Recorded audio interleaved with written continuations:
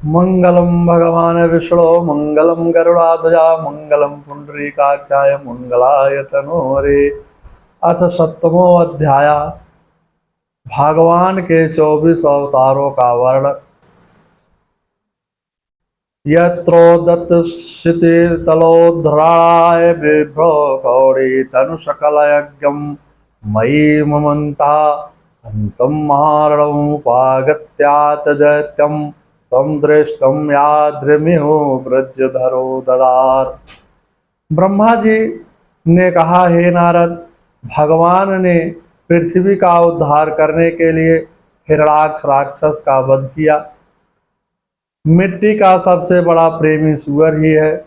सूअर की घ्राण सख्त सूंघने की शक्ति है, अत्यंत तीव्र होती है और पृथ्वी का लक्षण है। गंधत्वम पृथिव्याम लक्षणम। तर्क संग्रह से पृथ्वी गंधवती है, अथवा भगवान ने वराह सूअर का रूप धारण किया और हिरणाक्ष को मारा। इसके बाद भगवान ने आकूत के पुत्र सुयज्ञ के रूप में श्री हरि अवतार धारण किया। तीसरा अवतार, इस अवतार में भगवान ने देवहित और का धर्म के कपिला अवतार धारण कर माता देवहूति को सांख्य शास्त्र का उपदेश दिया। चौथा अवतार अत्रि के पुत्र दत्तात्रेय के रूप में हुआ। पांचवा अवतार सनकादि के रूप में अवतार धारण कर प्रलय में नष्ट हुए आत्म तत्व का उपदेश दिया। छठा अवतार भगवान ने नर नारायण के रूप में अवतार धारण कर तपस्या करके कामादि का दमन किया। सातवां अवतार, इस अवतार में भगवान ने श्रीहरि धारण का अवतार लेकर ध्रुव की तपस्या से प्रसन्न होकर ध्रुव को ध्रुव लोक दिया। आठवां अवतार पृथ्वी अवतार के रूप में अवतरित होकर पृथ्वी का दोहन किया। नौवां अवतार राजा नाभ की पत्नी सुदेवी ऋषभ देव के रूप में जन्म लिया। इस अवतार में भगवान ने परमहंस का स्वरूप बतलाया। 10वां अवतार हीग्री के रूप में अवतार लेकर भगवान ने वेदों की रक्षा की। 11वां अवतार भगवान ने मत्स्य अवतार धारण कर सत्यव्रत मन को ब्रह्मा का उपदेश दिया। 12वां अवतार भगवान ने कच्छप माने कछुआ का रूप धारण कर समुद्र मंथन के समय अपनी पीठ पर मंदराचल को धारण किया। 13वां अवतार भगवान ने नृसिंह अवतार धारण कर ब्रह्मा जी की रक्षा की और हिरण्याकश्यप का वध किया। 14वां अवतार, इस अवतार में भगवान ने हर रूप धारण कर गजेंद्र का उद्धार किया। 15वां अवतार वामन अवतार, इस अवतार में भगवान ने राजा बल से 3 पैर भूमि मांगकर तीनों लोकों को नाप लिया कर संपूर्ण संपत्ति इंद्र को दे दी। ज्ञान भक्ति बढ़ने पर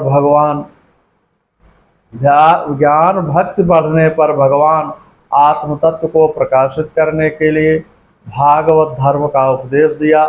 17वां अवतार में भगवान ने स्वंभ मनवंतरों में मन के रूप में अवतार लेकर मन वंश की रक्षा की। 18वां अवतार, इस अवतार में भगवान ने धन्वंतरि का रूप धारण कर संसार में आयुर्वेद का प्रवर्तन किया।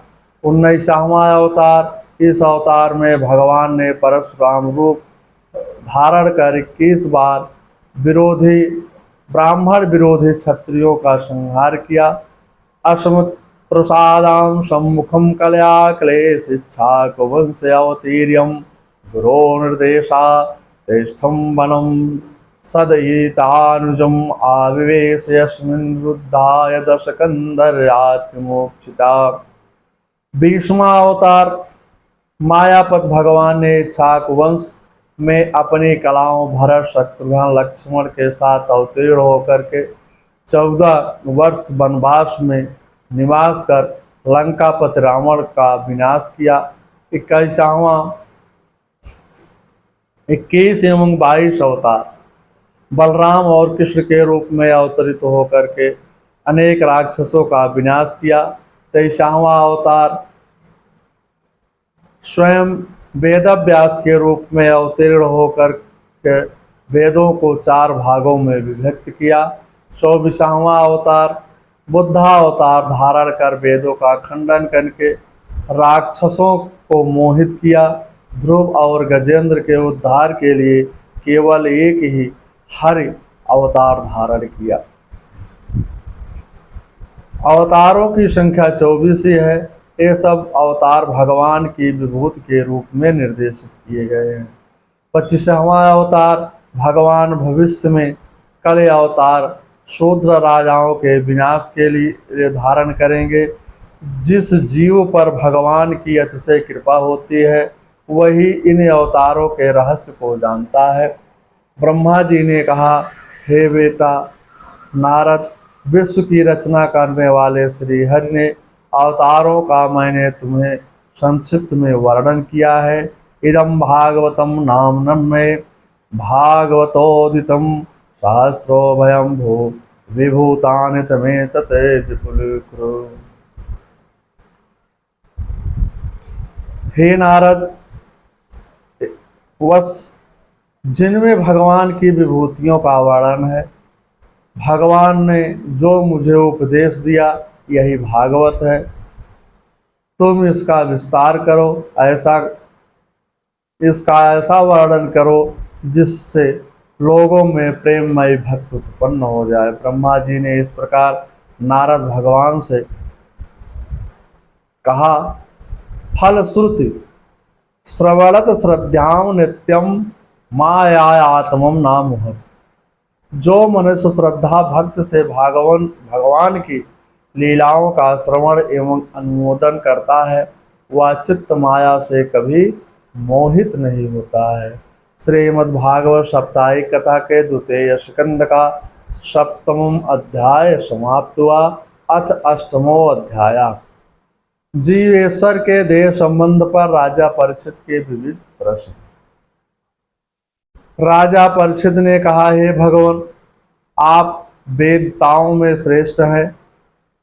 जब ब्रह्मा जी ने भगवान के गुणों का वर्णन करने के लिए नारद जी को आदेश दिया तब उन्होंने किन किन रूपों में उपदेश किया, उन्हें मैं जानना चाहता हूँ।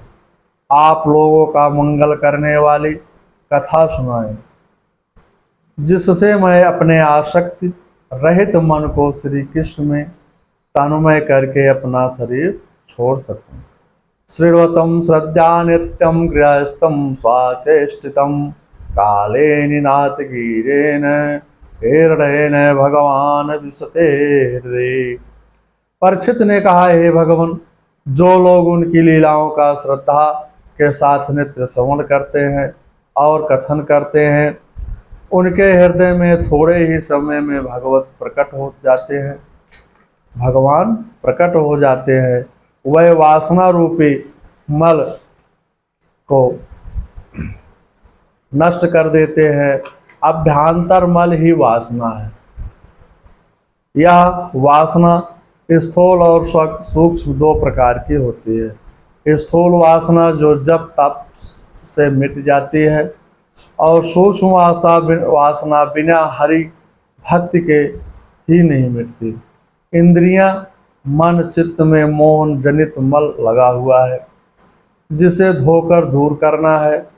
जिसका हृदय शुद्ध हो जाता है वह श्री कृष्ण के चरणों को एक क्षण के लिए भी छोड़ना नहीं चाहता है। भगवत कृपा से उनके राग द्वेष मिट जाते हैं। उस जीव को हृदय में भगवान का अनुभव होने लगता है। परीक्षित ने पुनः प्रश्न किया कि जीव का पंचभूतों के साथ कोई संबंध नहीं है, फिर भी इसका शरीर पंचभूतों से बना है, तो क्या स्वभाव से ही ऐसा होता है अथवा किसी कारणवश या कर्मादि के द्वारा? जो ईश्वर है वह भी जीव के समान है, अवयव वाला देहवान है। तो ईश्वर से ईश्वर की विशेषता क्या है? कृपया आप इसके बारे में हमें बताइए। राजा परीक्षित किस प्रकार प्रश्न करने पर पुरुषवास्यम वै लोकम सापालम पूर्वकल्पिता लोकेशम सपालयरितिम शुश्रुम। सुखदेव जी कहते हैं पहले आपने परीक्षित जी ने कहते हैं पहले आपने बताया कि विराट पुरुष के अंगों से लोक और लोकपालों की रचना हुई। फिर यह भी बताया कि लोक और लोकपालों के रूप में उसके अंगों की कल्पना हुई। इन दोनों का तात्पर्य क्या है? काल तो एक है, फिर उसमें वर्तमान भूत भविष्य की कल्पना क्यों की जाती है? विविध कर्मों से जीवों को कितनी और कैसी गतियाँ होती है? देव मनुष्य पितरों की आयु का प्रमाण क्या है? कर्मों से प्राप्त स्थान कौन से हैं? पृथ्वी पाताल दिशा आकाश ग्रह नक्षत्रादि में रहने वाले जीवों की उत्पत्ति कैसे होती है और उसका मान क्या है? सामान्य विशेष धर्म क्या है? आध्यात्म योग की विधि क्या है? प्रलय महाप्रलय किसे कहते हैं? बंध और मोक्ष क्या है? हे महामुनि, आप कृपा करके इनका क्रमशः तात्विक निरूपण बताइए।